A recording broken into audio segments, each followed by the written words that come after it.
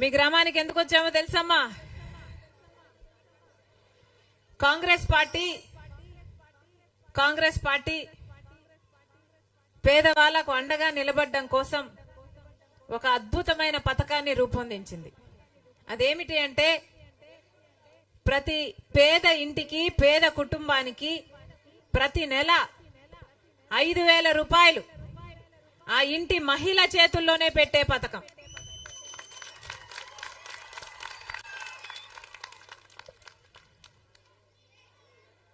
ప్రతి నెల 5,000 రూపాయలు అంటే సంవత్సరానికి 60,000 రూపాయలు. ప్రతి నెల 5,000 రూపాయలు ప్రతి పేద కుటుంబానికి ఆ ఇంటి మహిళ పేరు మీదనే ఎందుకు ఇస్తున్నామో తెలుసా తల్లి? ఎందుకంటే ఈ రోజుల్లో ఖర్చులన్నీ పెరిగిపోయాయి. వాస్తవం అవునా కాదా? అవునా కాదా?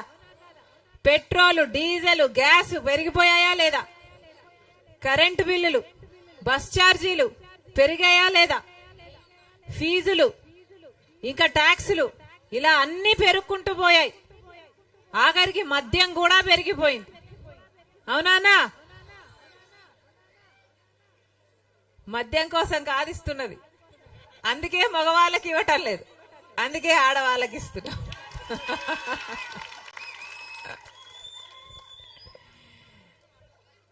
అన్ని ఖర్చులు పెరిగిపోయాయి, అన్ని ధరలు పెరిగిపోయాయి. నూనె, చక్కెర, కందిపప్పు, ఏదైనా ఏది ముట్టుకుంటే అది అన్ని పెరిగిపోయాయి. ఇంత కష్టమైన పరిస్థితుల్లో మహిళ ఒక భార్యగా, ఒక తల్లిగా తన భర్త కోసం, తన బిడ్డల కోసం ఎన్ని త్యాగాలు చేస్తుందో, ఆ ఇంటిని కడుపు నిండా భోజనం పెట్టడానికి, వాళ్ళ అవసరాలు తీర్చడానికి ఆ ఇంటి మహిళ, ఆ భార్యగా, తల్లిగా ఎన్ని త్యాగాలు చేస్తుందో అర్థం చేసుకోలేని దాన్ని కాదు. నాకు తెలుసు ఈ రోజుల్లో కూడా, ఇంత కష్టమైన పరిస్థితుల్లో కూడా ఎంత పేదవాళ్ళు కనీసం ఆహారం కూడా, తిండి కూడా పెట్టుకోలేక ఎంతమంది బిడ్డలకు సరిగ్గా తిండి కూడా పెట్టుకోలేమే అని బాధపడుతున్న పరిస్థితి ఈ రోజు ఉంది. అలాంటప్పుడు ఆ పేద కుటుంబాలను ఆదుకోవడం కోసమే కాంగ్రెస్ పార్టీ ప్రతి నెల పేద కుటుంబానికంటూ ఆ ఇంటి మహిళ చేతుల్లోనే, మీ బ్యాంక్ ఖాతాలోనే ప్రతి నెల 1వ తేదీనే 5,000 రూపాయలు మీ ఖాతాలోనే జమ చేసే పథకమే ఇందిరమ్మ అభయం. ఈ పథకం పేరు ఇందిరమ్మ అభయం.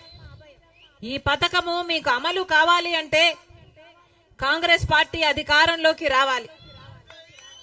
కాంగ్రెస్ పార్టీ అధికారంలోకి కేంద్రంలో వచ్చినా, కాంగ్రెస్ పార్టీ అధికారంలోకి రాష్ట్రంలో వచ్చినా ఈ అద్భుతమైన పథకం ప్రతి పేద కుటుంబానికి అందుబాటులోకి వస్తుంది.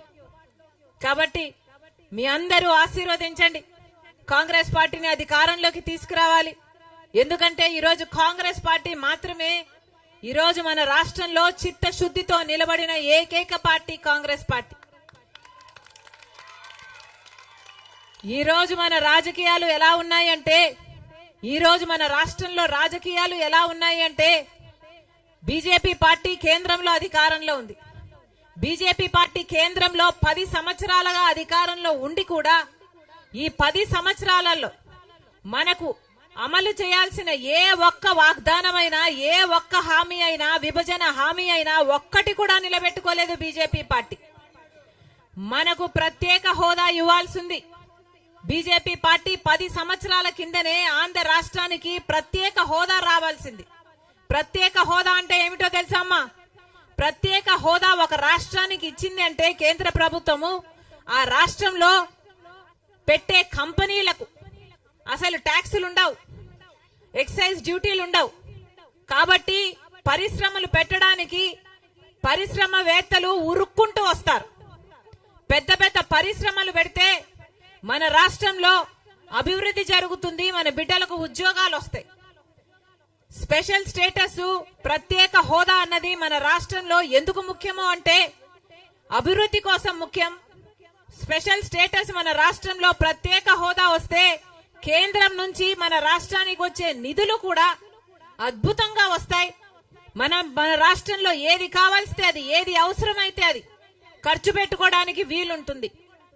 ఇప్పుడు మనకు రాజధాని కూడా లేదు. ఉందమ్మా రాజధాని? కనీసం రాజధాని కూడా లేదు. చుట్టుపక్కల రాష్ట్రాలందరికీ బెంగళూరు అయితేనేమి, చెన్నై అయితేనేమి, హైదరాబాద్ అయితేనేమి పెద్ద పెద్ద రాజధానిలు కట్టుకున్నారు, వేగంగా దూసుకుపోతున్నాయి. మనం మాత్రం ఇది మా రాజధాని అని చెప్పుకునేటట్టు మన కనీసం తలెత్తుకొని ఇది మా రాజధాని అని చెప్పుకునేటట్టు మన కనీసం ఒక రాజధాని కూడా లేకపాయే. మరి ఏమి అభివృద్ధి జరిగినట్టు? ఏం అభివృద్ధి జరిగినట్టు? ఎక్కడ వేసిన గొంగలి అక్కడే. 10 సంవత్సరాల కింద ఎక్కడున్నామో ఇప్పుడు కూడా అక్కడే ఉన్నాం. అలాగే ఉన్నాయి మన బతుకులు. ప్రపంచమంతా వేగంగా ముందుకు వెళ్ళిపోతుంది. మనం మాత్రం ఒక్క అడుగు కూడా ముందుకు వేయకపోతే ఈ 10 సంవత్సరాలలో 10 ఏళ్లు మొత్తము అందరూ అభివృద్ధి చెందితే మనం మటుకు 25 ఏళ్లు వెనక్కి వెళ్ళాం. ఇది మన రాష్ట్రంలోని పరిస్థితి. బిడ్డలకు ఉద్యోగాలు వస్తున్నాయమ్మా, బిడ్డలు చదువుకుంటున్నారు. ఈరోజు డిగ్రీలు పీజీలు చదువుకుందాం అనుకుంటే ఆ రోజుల్లో రాజశేఖర రెడ్డి గారు ఉన్నప్పుడు ఫీజు రీయింబర్స్మెంట్ ఉండేనా అమ్మా? ఫీజు రీయింబర్స్మెంట్ రాజశేఖర రెడ్డి గారు చెప్పిన మాట, పెద్ద చదువులు ఏ బిడ్డ చదువుకోవాలన్నా మీరు డాక్టర్ అవుతారా, మీరు ఇంజనీర్ అవుతారా, మీరు ఎంబీఏ చేస్తారా, మీరు ఎంసీఏ చేస్తారా, మీరు ఏది కావాలంటే అది చదువుకోండి, ప్రభుత్వమే ఉచితంగా చదివిస్తుంది అన్నాడు రాజశేఖర రెడ్డి గారు. ఇప్పుడు లేదు. డాక్టర్లైనా ఇంజనీర్లైనా చదువుకోవాలి అంటే కన్న తల్లిదండ్రులు అప్పు సొప్పు చేయాలి, కూలీ నాలీ చేసుకోవాలి. తీరా అంతా చేసి చదివించినాక ఉద్యోగాలు వస్తున్నాయా అంటే ఉద్యోగాలు రావటం లేదు. ఒకప్పుడు చంద్రబాబు గారు ముఖ్యమంత్రిగా ఉన్నారు. మొదటి 5 సంవత్సరాలు చంద్రబాబు గారు ముఖ్యమంత్రిగా ఉంటే ఆ రోజుల్లో మెగా డిఎస్సి వేస్తానని చంద్రబాబు గారు 23,000 టీచర్ ఉద్యోగాలు ఖాళీగా ఉంటే ఆ రోజు 7,000 ఉద్యోగాలు వేశాడు. ఆ రోజు జగన్మోహన్ రెడ్డి గారు ప్రతిపక్ష నాయకుడు. ఇలాగే ఎన్నికల ప్రచారం అప్పుడు జగన్మోహన్ రెడ్డి గారు వచ్చి ప్రభుత్వ శాఖల్లోనే 2,30,000 ఉద్యోగాలు ఖాళీగా ఉన్నాయి, ఏపీపీఎస్సీ ద్వారా అవన్నీ భర్తీ చేస్తాను అన్నాడు జగన్మోహన్ రెడ్డి గారు. ఒక్క ఉద్యోగమైనా ఇచ్చారా? ఉద్యోగాలే లేకపాయే. మెగా డిఎస్సి అన్నారు. ఆ రోజుల్లో మెగా డిఎస్సి చంద్రబాబు గారు 23,000 ఉద్యోగాలు ఖాళీగా ఉంటే సిగ్గులేదా 7,000 ఉద్యోగాలే వేసేది అని ఆ రోజు నిలదీశాడు జగనన్న గారు. మరి ఇప్పుడేమైంది? 25,000తో మెగా డిఎస్సి వేస్తానన్న జగనన్న గారు ఇప్పుడు దగా డిఎస్సి 6,000 ఉద్యోగాలు దగా డిఎస్సి వేశారు. మరి ప్రజలను దగా చేయడం కాకపోతే ఇంకా ఏమిటి? అయినా సరే ప్రత్యేక హోదా ఇవ్వకపోయినా సరే, మన రాష్ట్రంలో పోలవరం కట్టకపోయినా సరే, మనకు రాజధాని ఇవ్వకపోయినా సరే, బీజేపీ పార్టీ కేంద్ర ప్రభుత్వంలో 10 సంవత్సరాలుగా ఉంటూ మనకు ఒక్క ప్రయోజనం చేయకపోయినా సరే, ఒక పక్క జగనన్న గారు, ఇంకో పక్క చంద్రబాబు గారు ఇద్దరు బీజేపీ పార్టీకే బానిసలుగా పనిచేస్తున్నారు. ఇద్దరు అదే బీజేపీ పార్టీకి ఊడిగలు చేస్తున్నారు. వీరు వాళ్ళ స్వప్రయోజనాల కోసం ఊడిగలు చేయడమే కాక రాష్ట్ర ప్రజలను కూడా ఈరోజు బీజేపీ పార్టీకి బానిసలుగా చేయాలని చూస్తున్నారు. ఇది అన్యాయం కాదా?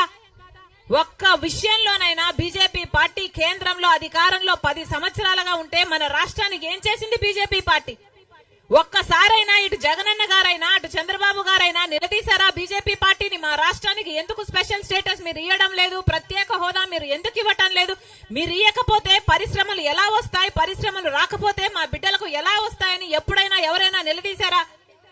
పోలవరం ప్రాజెక్టు మనకు ఊపిరి లాంటిది, మనకు ఎంత ముఖ్యమైన ప్రాజెక్టు. పోని పోలవరం ప్రాజెక్ట్ అమ్మ కుజోల్ తల్లి, పోలవరం ప్రాజెక్టు కట్టకపోయినా సరే బీజేపీ పార్టీని అంతగా ఊడిగలు చేస్తున్నారు అంటే ఇక వీళ్ళని ఏమనాలి?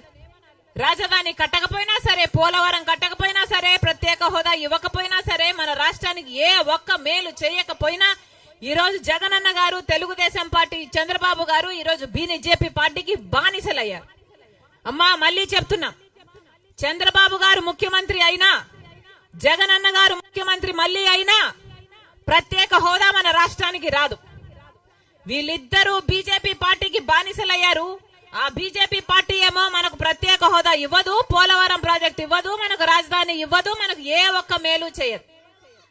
అందుకే ఇప్పుడు ఓట్ల సమయం, ఎన్నికలు వస్తున్నాయి తల్లి, ఎన్నికలు వస్తున్నాయి తెలుసు కదా. ఎన్నికలు వస్తున్నాయి. ఇప్పుడు ఓటు అనేది మీ చేతుల్లో ఉన్న ఆయుధం. ఓటు అనేది మీ చేతుల్లో ఉన్న ఏకైక ఆయుధం. మీ జీవితాలను మార్చే ఆయుధం. 5 సంవత్సరాలకు ఒక్కసారి మాత్రమే ఈ ఆయుధం మీ చేతుల్లోకి వస్తుంది. కాబట్టి ఓటు వేసేటప్పుడు ఆలోచించి ఓటు వేయండి. అన్ని పార్టీలు వస్తాయమ్మా. చంద్రబాబు గారు వస్తారు, జగనన్న గారు వస్తారు, వైసీపీ టీడీపీ అంత పెద్ద పెద్ద మూటలు పట్టుకొని వస్తారు, డబ్బులు ఇస్తారు. ఏమ్మా ఇస్తారా? తీసుకోండి.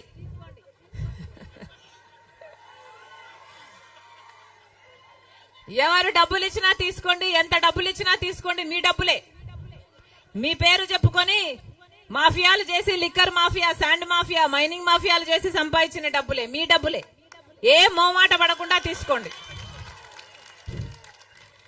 కానీ ఓటు ఎవరికి వేయాలి అని మాత్రం మీరు ఆలోచించి ఓటు వేయండి. మళ్ళీ తెలుగుదేశం పార్టీకి ఓటేసినా బీజేపీ పార్టీకి ఓటేసినట్టే, వైసీపీ పార్టీకి ఓటేసినా బీజేపీ పార్టీకి ఓటేసినట్టే. బీజేపీ పార్టీకి ఓటేస్తే పోలవరం రాదు, రాజధాని రాదు, ప్రత్యేక హోదా రాదు.